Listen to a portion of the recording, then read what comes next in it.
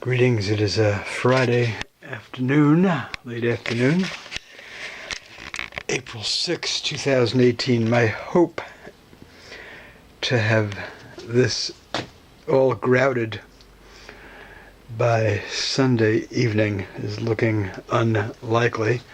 I'll be picking up the drawing and the plexiglass to go in the center on Monday morning, and then I'll be hours of work cutting wood to seal it in.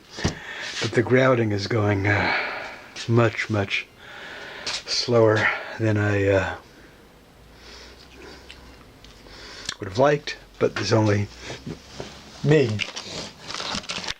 I don't have like 500 workers like Del Chihuly, so I'm doing a mix of this, which I can only do a few minutes of at a time, with a metal bristle brush end, and 2/3 to 3/4 of the time I'm using dental tools from Columbia, Missouri,